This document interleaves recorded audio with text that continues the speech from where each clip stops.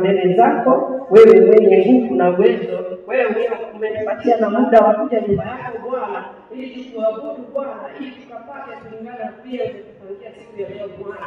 Tukushukuru kwa yote ya kulikuwa nasi usiku, katukumbusha kila mmoja akaenda kazi zake, na hapa pia Mungu umetukusanyika kwa nyumba yako ambayo inahitajishwa nawe Bwana. Tunashukuru na kukuabudu na kusema hakuna Mungu aliye kama wewe Jehova. Wewe ni kimbilio na wewe ni tegemeo.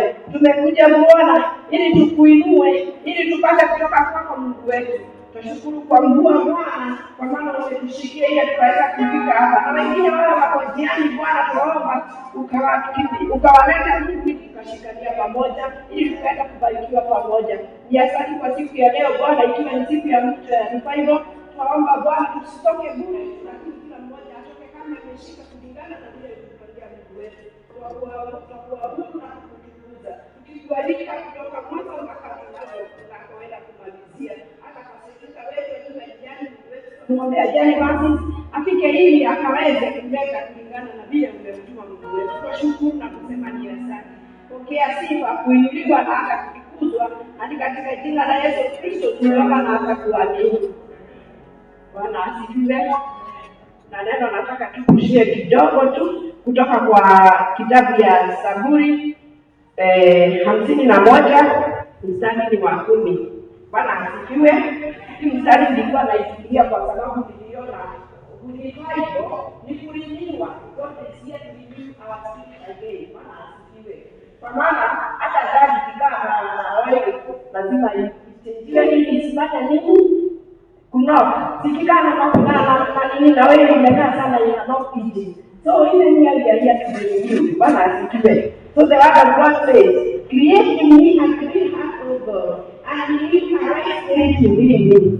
Namba 2 inasema hiyo. Toka ila. Obe gorode mdeni wako gari, ikina roho wewe na mwaka deni wako.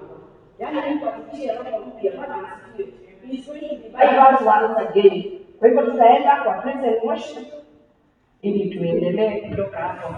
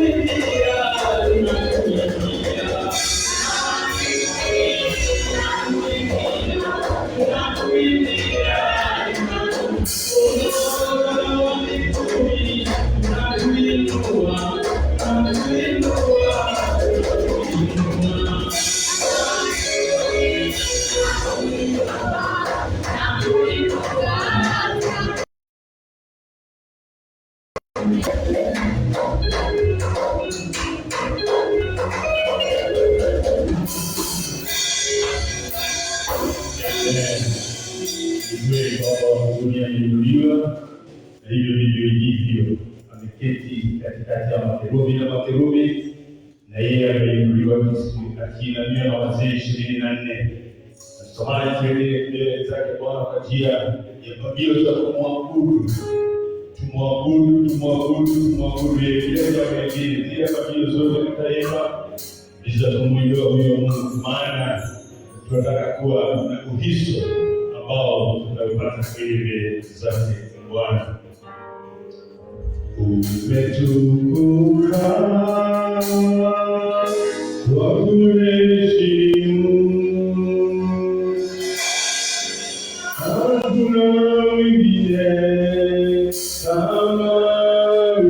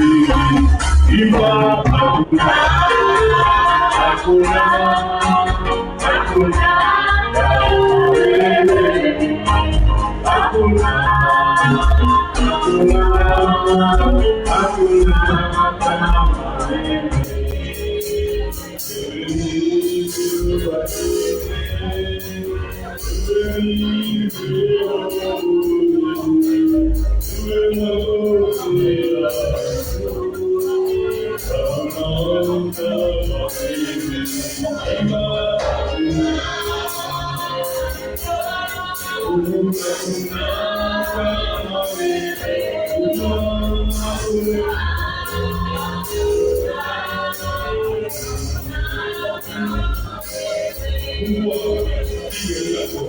Mbele Bwana, mwambie kweli yeye ni mwanzo, hapo umefika, hakika yeye.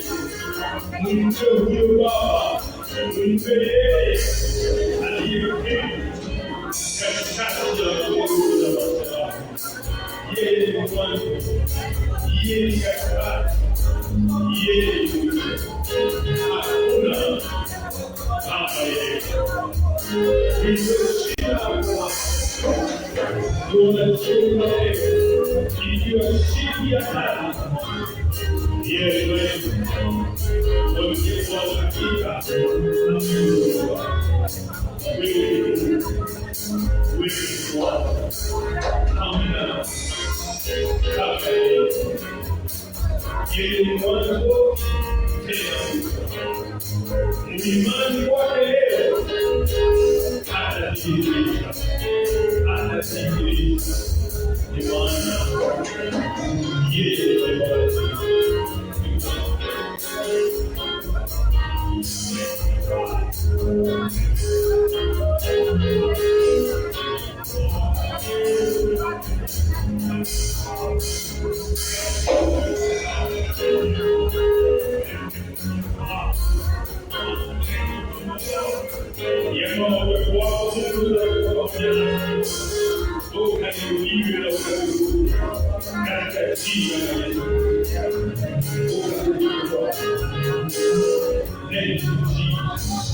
We love you.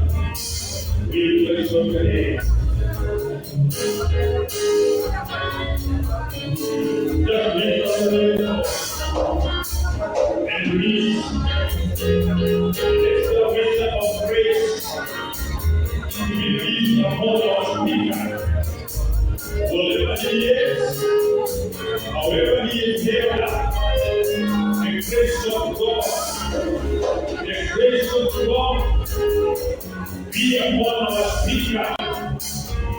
Whatever he is, he gets out of any letter, the grace of God to receive in the name of Jesus.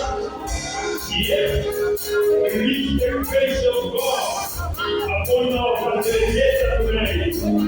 Mahali amefundisha, mahali amekoma, neema ya Mungu yatosha. Neema ya Mungu yatosha. The power of God will fasten, allow him to come and accomplish what he has. In the name of Jesus. In the name of Jesus. In the name of Jesus. In the name of Jesus. In the name of Jesus. In the name of Jesus. In the name of Jesus.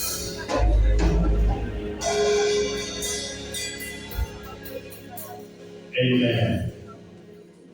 Amen.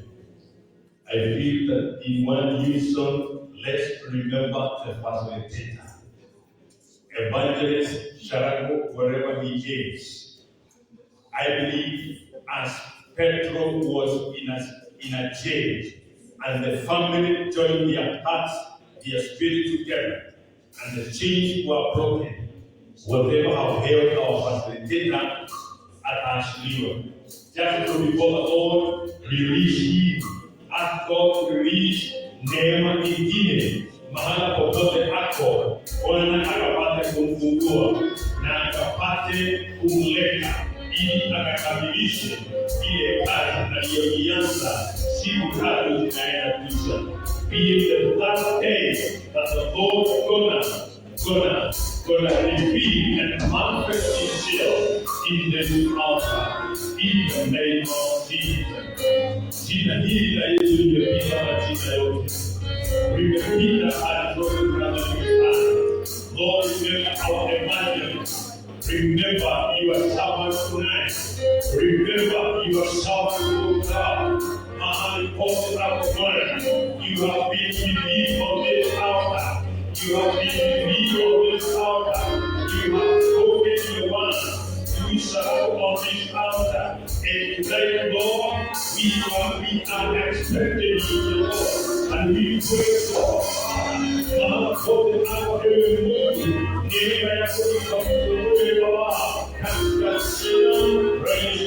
Asante Bwana wewe, asante Bwana wewe, pia Jehova, asante Bwana wewe, mambo ya asante kwa kila sifa, asante Bwana wewe umefungua, asante Bwana wewe umefungua, asante Baba Bwana umefungua, asante Mungu Bwana hujakusanya bure.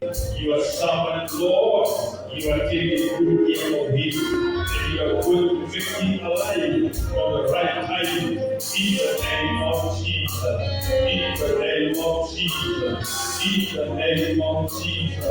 Lord, we give you glory. Lord, we give you honor. We worship you. We give you praise. Maybe let's pray together. Let's pray together. Let's not our pray together by faith. That He, God, who is able to do abundantly exceedingly above, is going to manifest and glorify Himself in our midst. In the name of Jesus.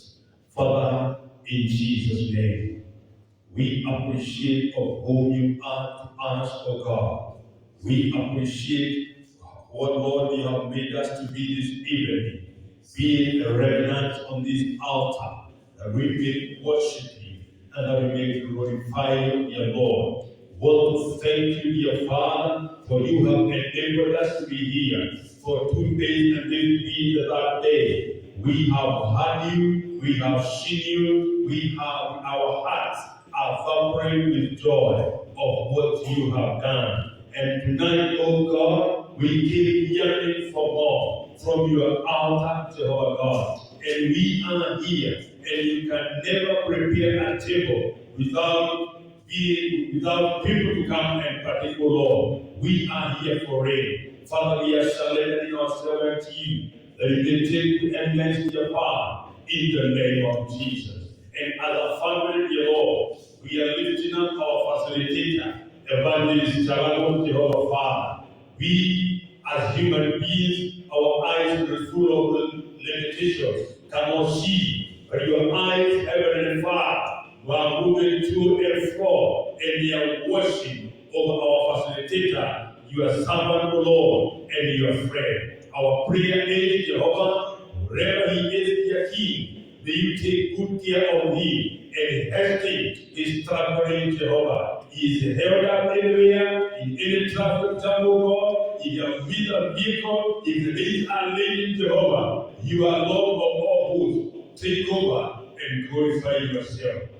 Even as we continue awaiting your King, may you be in our midst, Jehovah. And at the end of this evening, dear Lord, shall we have a reason to lift up high your name. We thank you. We lift up the name, dear Father, destroying all the strongholds, O Lord, for our weapons are not carnal, but they are mighty in power to demolish, to destroy all the strongholds of the enemy. Tonight, Lord, we reject all the strongholds of the enemy in the name of Jesus Christ. In the atmosphere, and allow us, Lord, take over and reign.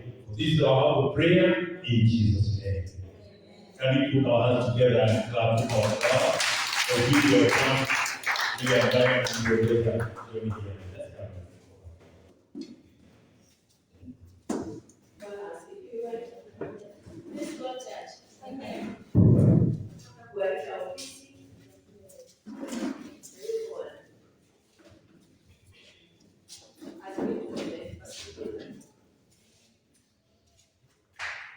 Amen. Amen. Amen.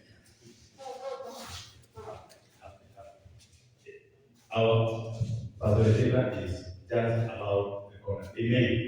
And what we are going to do, we are going to do what Paul and Silas did. Amen. They did not sit down. They went in jubilation to sing. Amen. They went dancing, lifting up the name of the Lord. So let us be on our feet. As he comes, we will take over from where we will be. Amen. Sifa alafu anaendelea na kuhubiri. Amen. Praise the worship him, please. Let's take this.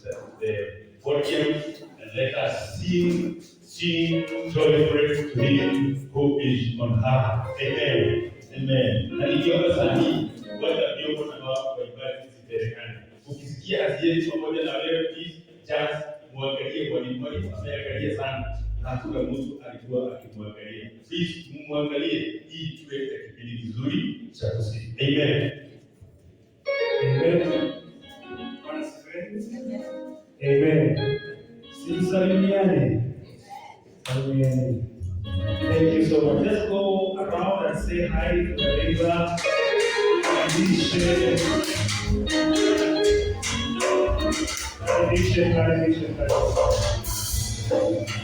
Yes.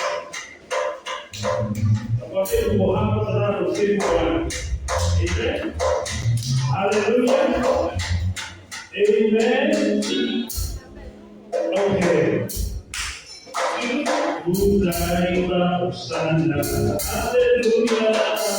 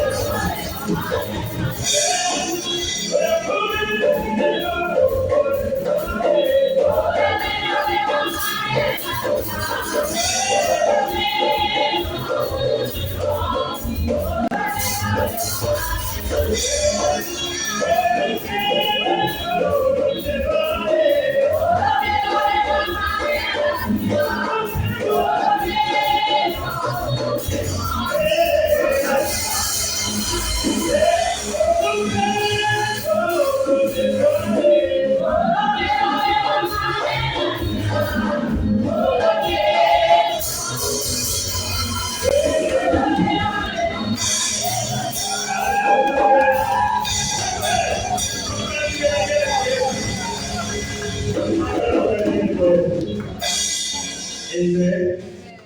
Unasikia ujumbe ya Mungu, wewe kwanza kujua language. Naongea. Amen. So after kuchukua time ya message. Yes.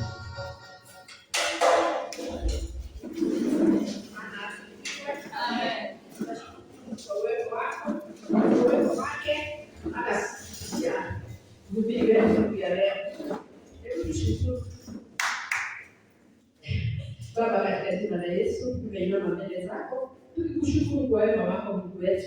Wewe unayejibu maombi yetu kwa kushukuru, tukiwa umetutayarishia na sisi roho zetu Bwana, tunaziweka kwako ili ukaenda kukubariki pamoja. Kwa kushukuru kwa kufikisha mhubiri wetu siku ya leo, tukaendelea Bwana kutukuzwa kwa wema wako na utakatifu Mungu. Tunakugotea ili Bwana uende kukubadilisha, uende kutulisha, uende Bwana kutuongezea ili tuendelea na kazi yako na kufanya mambo yetu kulingana na mapenzi yako. Tunaomba haya tukushukuru katika jina la Yesu Kristo aliye Bwana na mkombozi wa maisha yetu. Amen.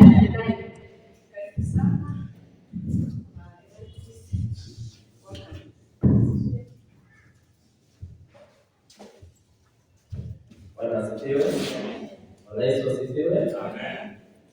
Samahani nimechelewa, lakini ni vile haiko, lakini kwa tunashukuru. Bwana asifiwe. Amen. Nimeshukuru Yesu ni mama ndani yangu, amenitia nguvu kwa safari yangu, na amekuwa kimbilio na Mungu na Baba wa maisha yangu.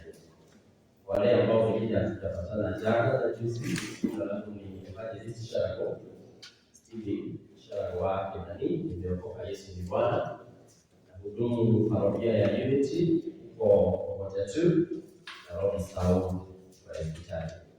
Nataka tusome somo letu la leo kutoka kitabu cha Zaburi 150, Zaburi Psalm 150 verses 1 to 6. Psalm 150 verses 1 to verses 6. Maandiko inasema, haleluya, msifuni Mungu katika patakatifu pake, msifuni katika anga la uweza wake, msifuni kwa matendo yake makuu, msifuni kwa kadri ya wingi wa ukuu wake, msifuni kwa mvumo wa baragumu, msifuni kwa kinanda na kinubi, msifuni kwa matari na kicheza, msifuni kwa zeze na vigingi, msifuni kwa matoazi yaliayo, msifuni kwa matoazi ya umayo sana. Kila mwenye pumzi na msifu Bwana. Bwana Yesu asifiwe. Nirudie tena, kila mwenye pumzi na msifu Bwana. Tumekuwa tukiangalia mambo ya kuabudu ama kumsifu Mungu kwa kweli, na jana tuliangalia sifa kadhaa za kuabudu kwa kweli, na tukasema ya kwamba kuabudu kwa kweli na kutii ndani yake sio tu kusikia Mungu akinena na unakaa tu hivyo. Tukajifunza mambo ya Abrahamu na tukaona ya kwamba Abrahamu alimjua Mungu ambaye alikuwa anahudumia na Mungu ambaye alikuwa anaabudu, na kwa hivyo hata kukiwaje alikuwa mtu ambaye alitii. Bwana Yesu asifiwe. Tena tukasema ya kwamba kusifu kwa ukweli sio tu mambo na kutii, kuna kujitoa kila wakati, ukiwa mgumu, ukiwa wepesi, ukiwa na furaha, ukiwa na majonzi, ya kwamba inabidi sisi kujitoa kwa haki. Na tena tukasema ya kwamba kumsifu Mungu ama kumwabudu kwa ukweli kunamshika kila mmoja wetu. Bwana Yesu asifiwe. Sio tu kukaa hivyo na kusema unakuja. Tuliona Abrahamu akiwa mtu ambaye alijipanga na Mungu akatenda mambo mengi na ya thamani kwa maisha yake. Siku ya leo kwa dakika chache nataka kuwaletea nguvu ambazo tunapata wakati tunaabudu. Nguvu za kuabudu. The transforming power of worship. Nguvu za kuabudu. Na tulisema ya kwamba kuabudu sio sana sana kuimba vile kwa tumezoea kuimba nyimbo, na sio sana sana kuomba vile tumezoea kuomba. Siku ya leo nataka kusema hivi, kuabudu ni njia ya mazungumzo ambayo maneno haiwezi kukatoa, lakini moyo na fikra zinaelewa zaidi ni nini kinatendeka. Bwana Yesu asifiwe. Bwana Yesu asifiwe. Kuabudu ni njia ya mazungumzo ambayo imepita maneno, lakini ukifika kwa moyo na ukifika kwa mafikira yanaelewa vizuri ni lugha gani ambayo inanenwa. It's more than words, and it is understood, a language that is understood by the heart. Sana sana inatokana kwa moyo, haitokani kwa macho, haitokani vizuri na maneno. Moyo ndio kuelewa vizuri mambo ya kumsifu Mungu. Na wakati tunamwabudu au tunamsifu Mungu, ndio wakati ambao huwa tunampea upendo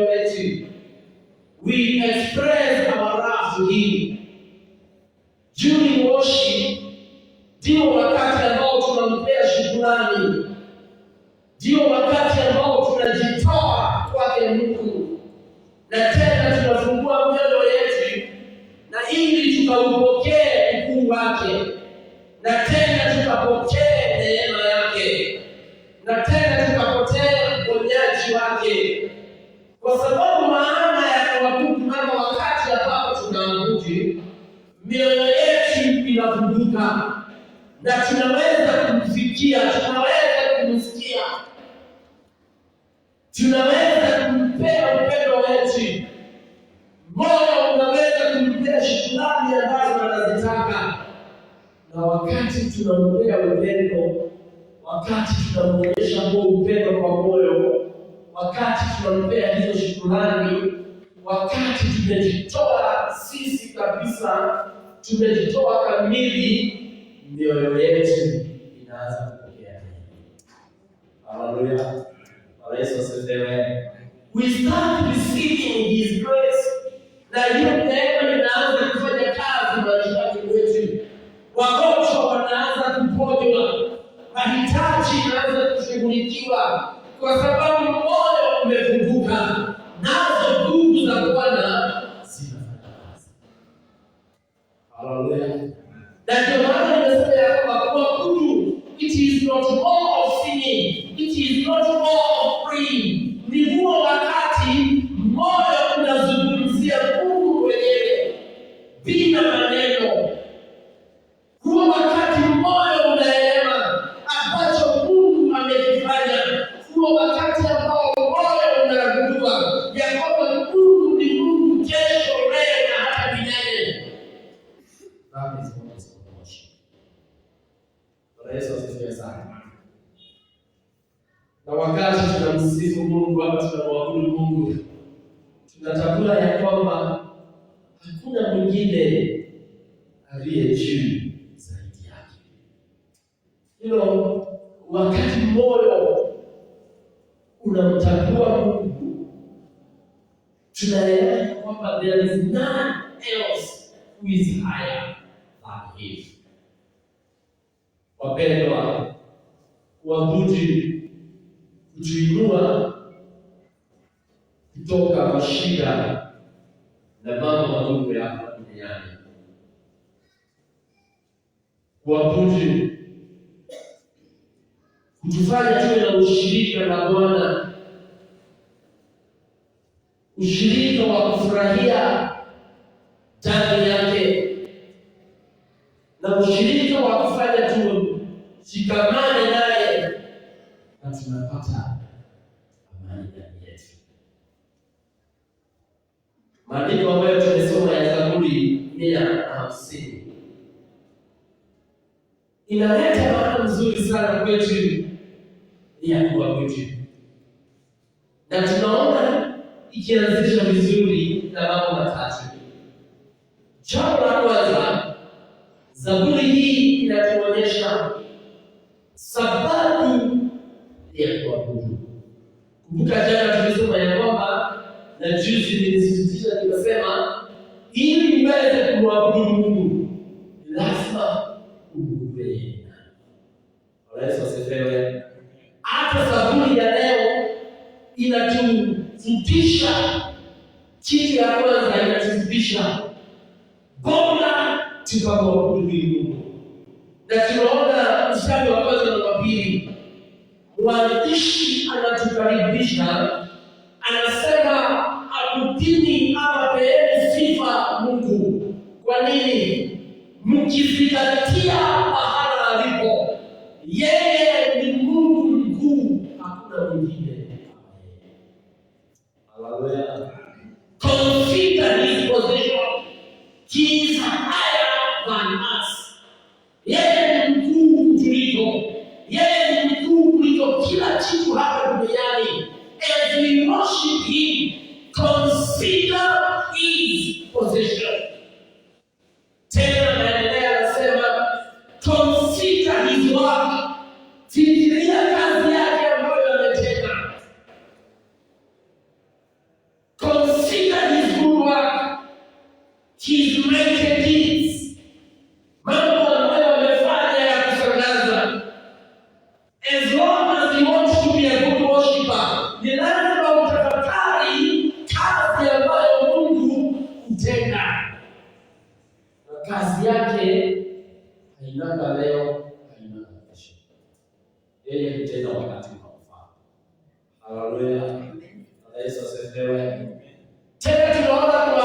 hii Zaburi tena akituambia, once you consider his position, consider his work, consider his nature. Tafakari vile alivyo. You know, some of the attributes ambazo tusaidia kumjua Mungu vizuri, tunasemaga ya kwamba ni Mungu mtupenda, Mungu ambaye anatupenda, he is loving, he is truthful, he is blah blah blah. Consider his nature. Ujue ya kwamba habadiliki kamwe. Wewe unaweza badilika lakini Mungu hawezi badilika. Haleluya. Yesu asifiwe. If you get into that position of considering God's nature, unapata sababu ya kuwa.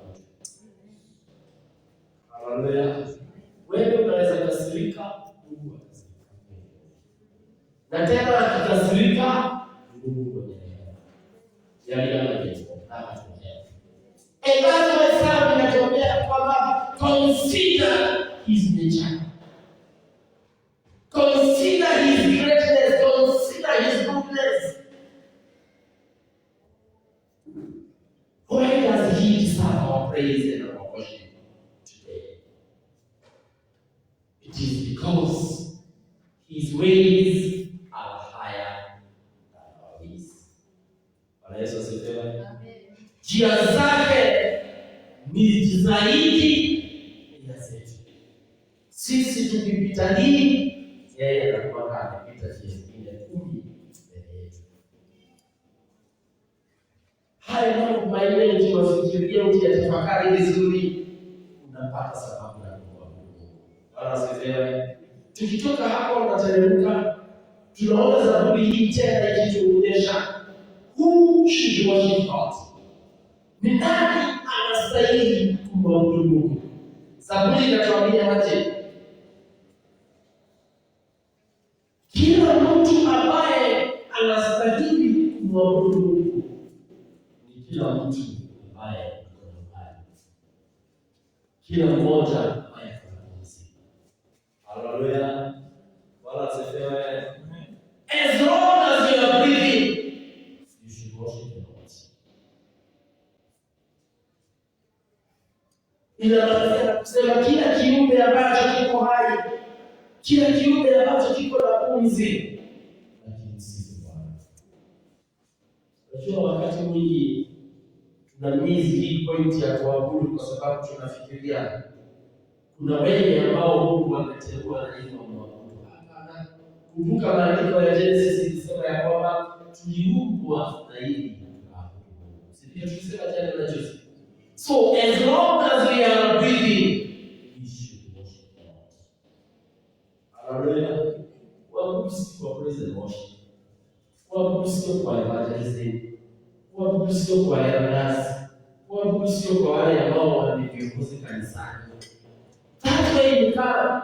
Akakaa mtachaguliwa na mtatenguliwa. So that you can worship the Lord. As long as you are breathing, you are raised to worship the Lord. Haleluya. Namba 3, Zaburi inatuonyesha tunastahili kuabudu huyu Mungu aje. Inatuonyesha ya kwamba jambo la kwanza, tumwabudu kwa kumsifu na vinanda, tumwabudu kwa sauti zetu, tumwabudu kwa mwili yetu, tumwabudu kwa matoleo yetu.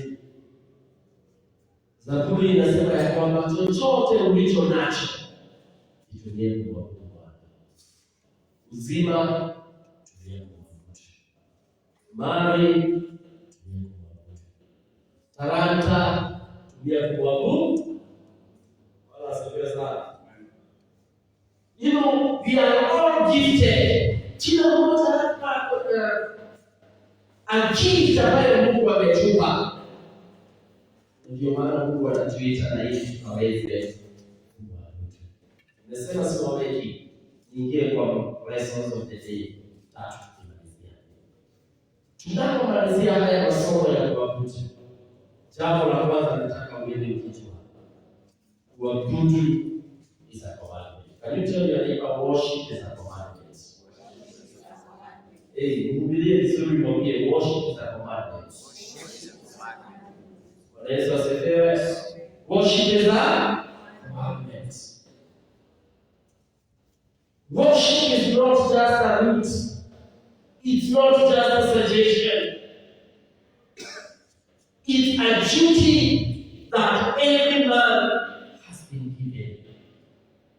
Ni duty tumepewa kila mmoja wetu. The first commandment inasemaje? Out of the 10. Worship. Worship. You should worship God. That is the first commandment that we are given. And therefore, brethren, as we think about the worshiping God here at Huduma, let us go home praying. Tukimaliza hii Bible, worship is not an option, it is a commandment. Hallelujah. So you don't have to choose. Useme leo nitafanya na saa hii nitafanya. No. It is a commandment. And a commandment that God does not apply only in church. Commandment haiapply tu wakati tuko kanisani, hata tukiwa majumbani, hata tukiwa makazini. Because we are Christians. Bado tunapenda zile commandments. Hallelujah. Bwana asifiwe. Psalms 100:1 inaonyesha vizuri how worship is a commandment. We see the Bible saying that worship the Lord only the earth. And the earth is your Lord, you are not the earth. Tukaterai. Yesu asifiwe. Hakuna mahali inaonyeshana ni Sunday tu. How the Lord is teaching us to do this. Kumbuka siku ya kwanza Mungu alitutendea akasema, for us to worship him, you lazima to reject the strongholds. Did you say? Why do you have to reject those strongholds? It's because worship is a commandment. You should worship the Lord anywhere, anyhow, anytime. You should worship the Lord. Worship is a requirement in Christian life. Kuabudu ni kitu Mungu anahitaji kwa safari ya Ukristiano.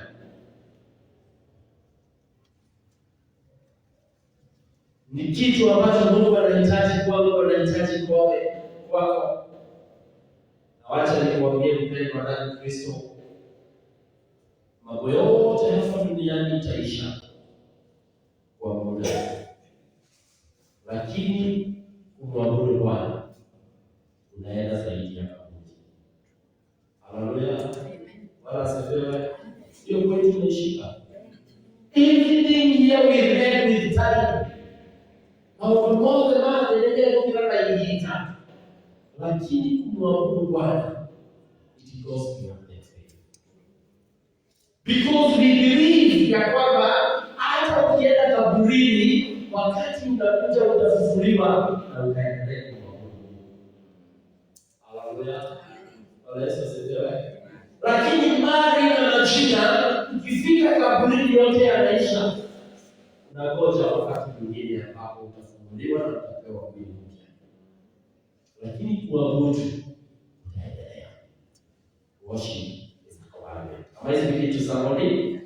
Jambo la pili, worship is personal.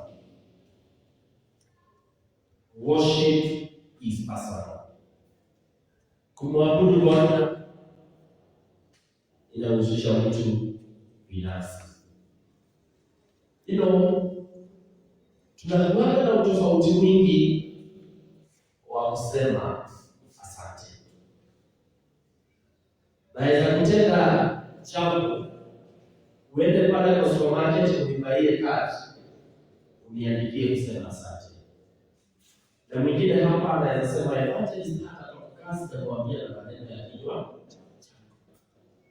Mwingine atatafuta namba yangu kwa evangelist office, anipigie simu kesho aniambie asante. Those are differences. How we are. The same with worship. Worship is very personal. How we express it, vile tunaabudu inakushika wewe binadamu, wewe binafsi. Bwana Yesu asifiwe. And that's why there are times ambapo tumesema worship ni hiyo mazungumzo ambayo inatoka kwa Roho.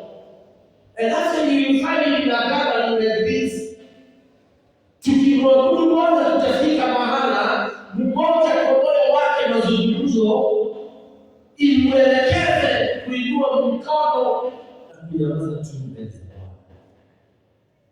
Utapata mengine mazungumzo ya Roho imempeleka kupiga magoti na kulala chini.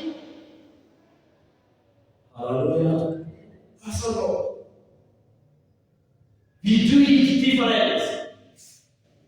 Mwingine atafurahia wakati anaenda akisema maneno mazuri huku, akizunguka kila mahala, akimwabudu Mungu kwa mataji ya mdomo, akikariri hiyo majina mazuri kwake. We do it different.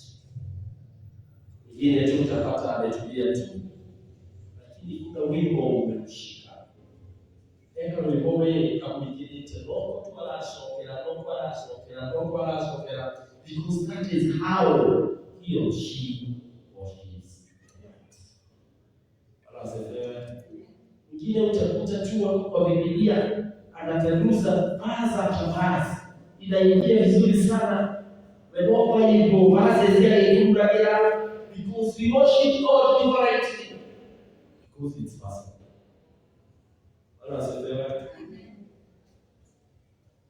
In the book of Luke chapter 10 verses 38 to 42. Luke chapter 10 verses 38 to 42. Maandiko inasema naye Yesu akatembea nyumbani kwa Mary na Martha. Na maandiko inasema ya kwamba Martha alipoona ya kwamba Yesu amechagua kutembea kwao nyumbani,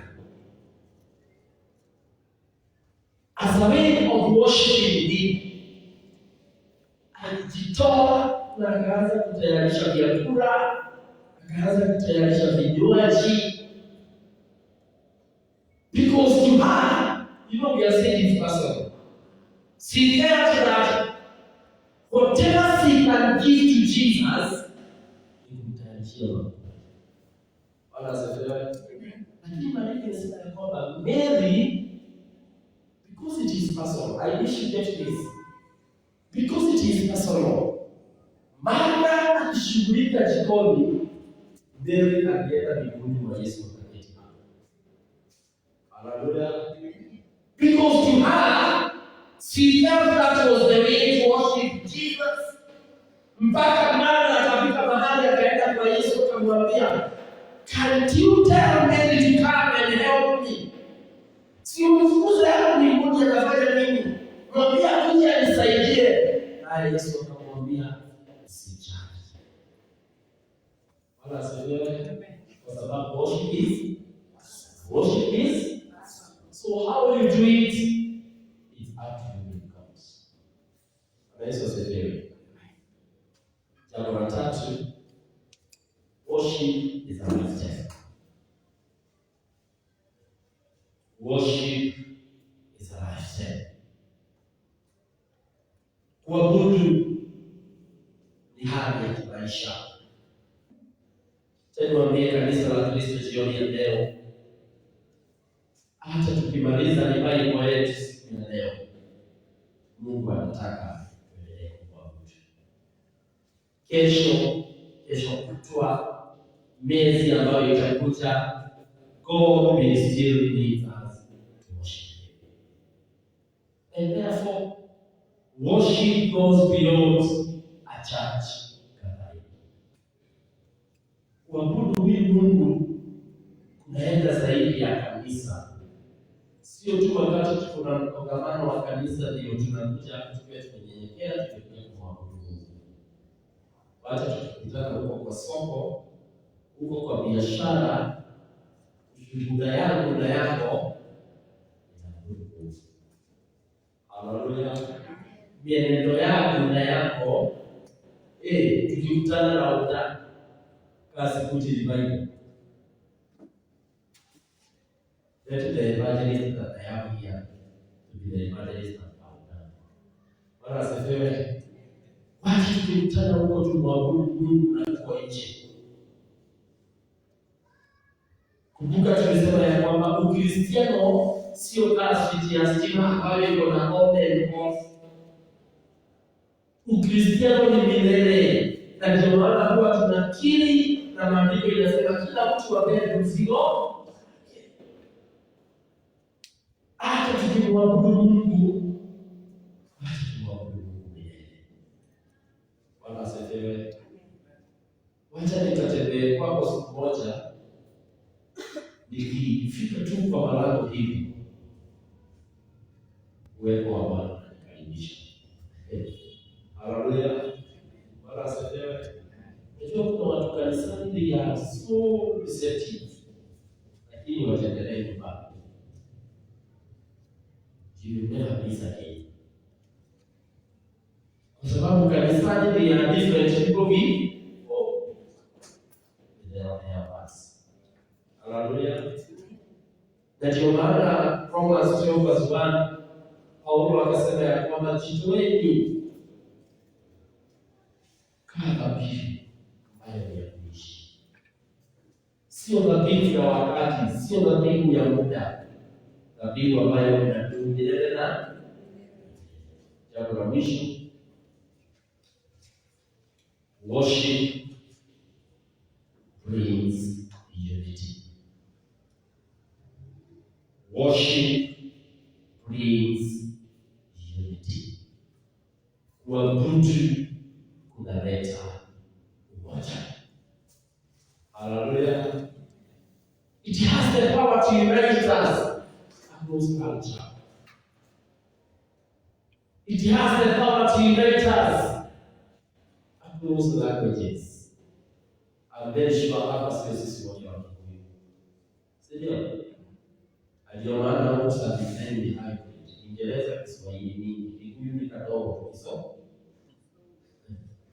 Because we are here to worship God. It is through worship that we are united. Kuna Wakikuyu, kuna Wakamba, kuna Wajaluo, kuna Wamasai. Chenye kimetushikanisha. Bwana asifiwe.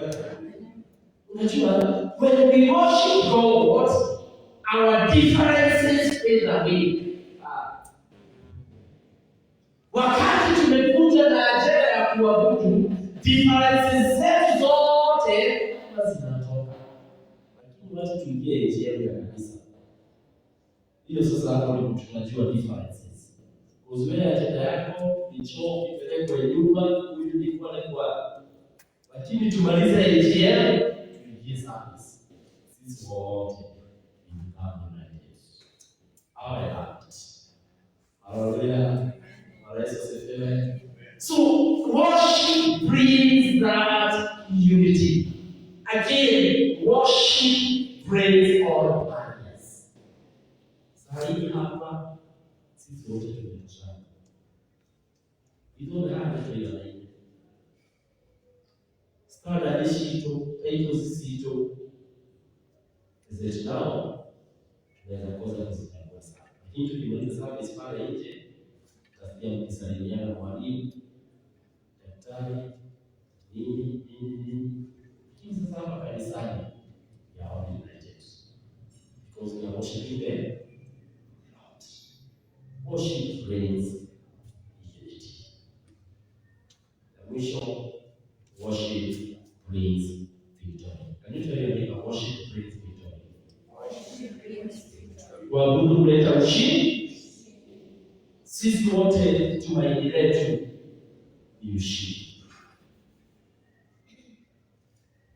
Na huo ushindi ambao tunatumainia, huo ushindi ambao tunatarajia, tutaipata hapa pamoja na Mungu.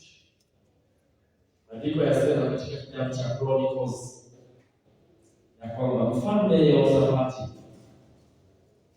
akaanza kuwaongoza wana wa Israeli wakati mgumu.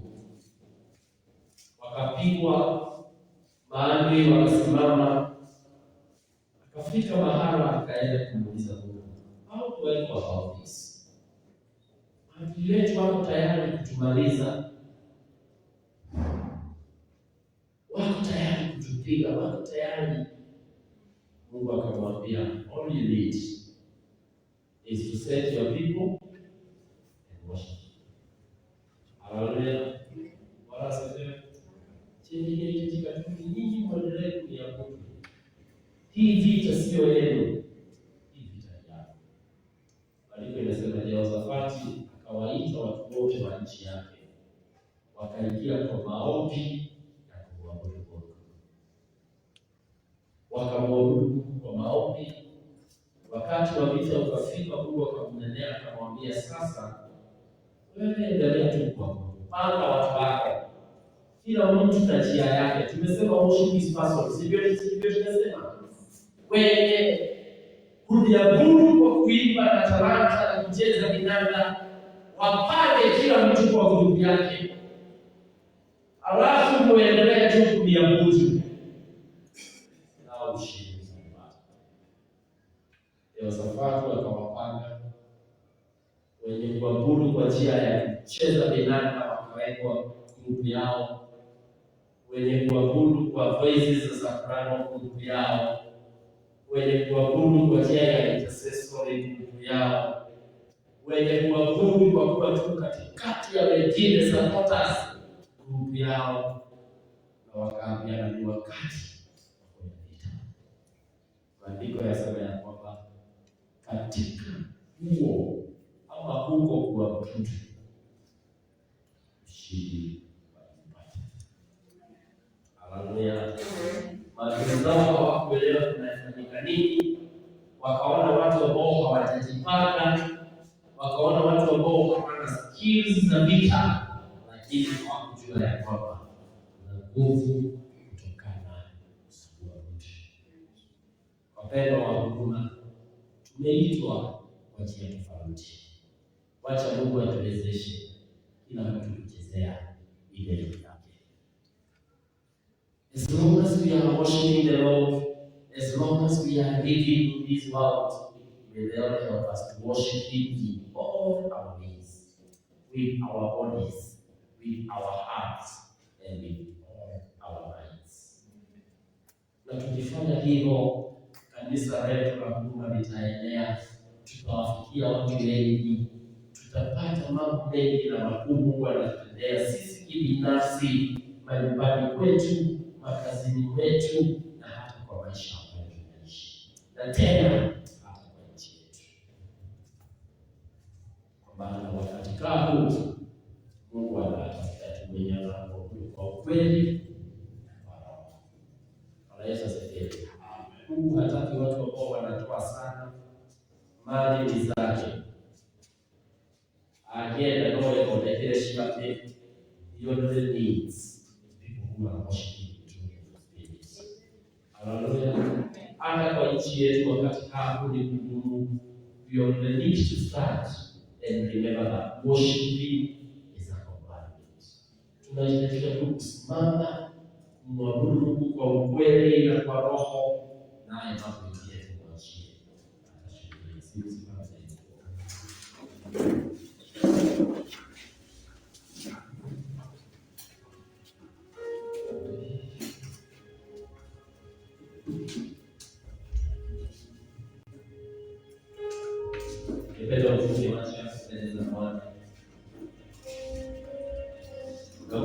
tafakari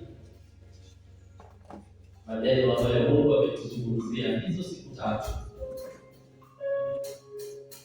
Waweze tu kutafakari vizuri mahubiri ambayo Mungu ametutendea hizo siku tatu kuhusu kumwabudu wake.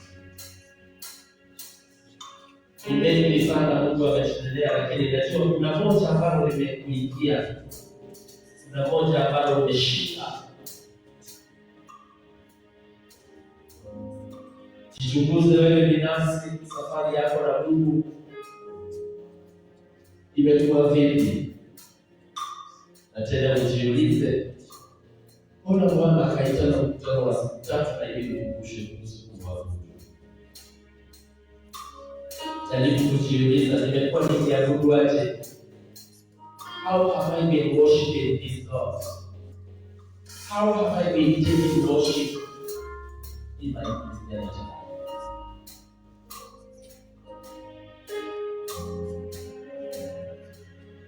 Tukimaliza kutafakari, tutafanya ombi moja tu la kujikomiti tena kwake, and we come.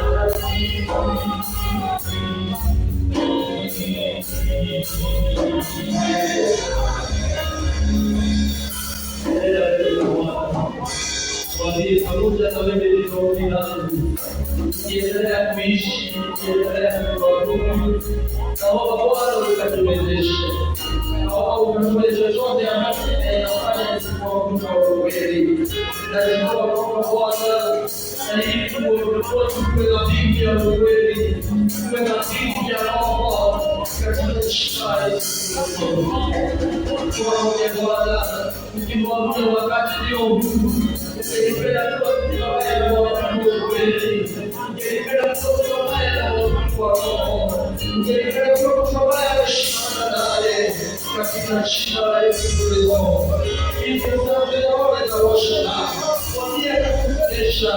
akakuwezesha wewe jina zote, akakuwezesha vitu yote, akakuwezesha jina la Yesu Kristo. Oh, haleluya. Eka worship of God. Worship of the Spirit of God. This is our prayer. This is our commitment. We are going to the Lord of God.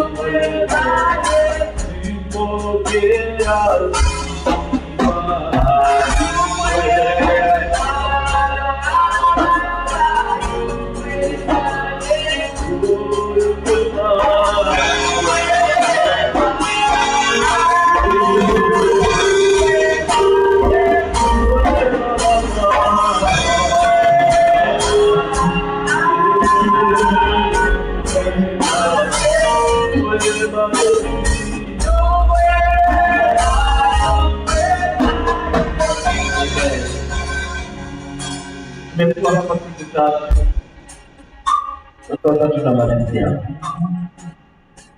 Ningependa kukupea nafasi ya kupeleka mbele za Bwana na ukamtajie mahitaji yako, ukamwambie Bwana, nimekuwa mlimani siku tatu, nimekuwa na hitaji hili, na niombe hapo Bwana neema ya kumalizia kufanya kazi maishani mwako. Kila mmoja wetu ana jambo ambalo ulikuwa lakini kuamini Mungu akatende. Nasikia tena kuitana hapa mbele, lakini katika uwepo wa Bwana ningesema nikupea wakati ukiwa hapa ulipo, uwe na mazungumzo na Mungu, umtajie hitaji hilo, umtajie jambo hilo, mwambie Bwana, nisirudi nyumbani vile nilivyo, nisirudi vile nilivyo. Naomba kurejeshwa, naomba kubadilishwa, naomba kutembelewa nawe, naomba Bwana utakatifu. I don't want to go back home where I came. For the 3 days that I have been here, help me now to receive and partake what you have in store for me in the name of the Lord Jesus. Bwana, na utapokea chini ambacho ulikuwa ukiangalia. Wote huko tayari sasa kupokea. Hata jambo hilo mbele za Bwana. Lipate mbele za Bwana. Hata hitaji hilo mbele za Bwana. Hata hitaji hilo mbele za Bwana. Bwana anaweza yote. Yuko hapa anasikia. Umekuwa hapa siku tatu. Umekuja siku moja. Umekuja siku mbili. Huu ni wakati wa kupokea. Pokea katika jina la Yesu. Katika jina la Yesu. Pokea baraka zako. Pokea sasa. Raba chakadara mahato. Riba kadara roshekepele. Riba kadara rozahenda. Zawala zinafanya kazi. Pokea sasa. Receive the Lord Jesus now. Receive it now. Receive it now. Receive it now. Receive it now. In the name of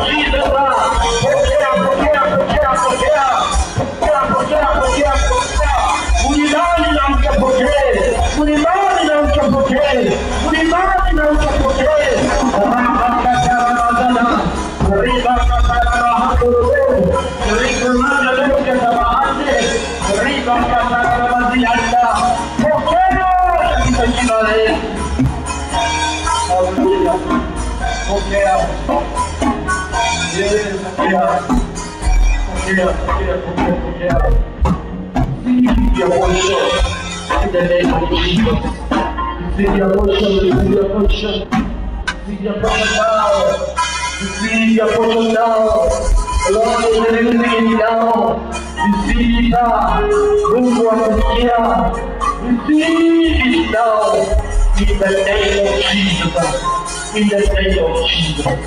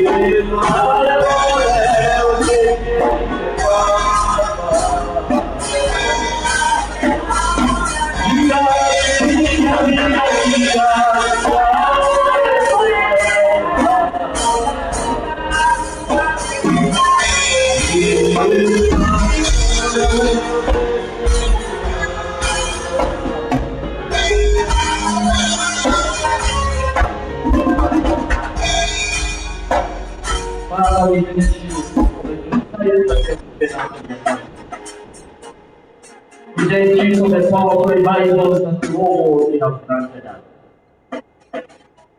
Tukushukuru kwa nguvu zako, tukushukuru kwa uwepo wako, tukushukuru kwa neema ambayo imetuwezesha kufika mwisho, sio kwa uwezo wetu, ni kwa nguvu zako Bwana. Asante kwa sababu uliitana, and Lord, you have been found. Asante kwa sababu hakuna siku tumekuja Bwana ukakosa kunena. Umetunenea kwa njia ya ukweli, haki na tena nguvu. Tunashukuru jina lako. Sasa tukabidhi mioyo yetu mikononi mwako Bwana. Tumeyataja mahitaji yetu,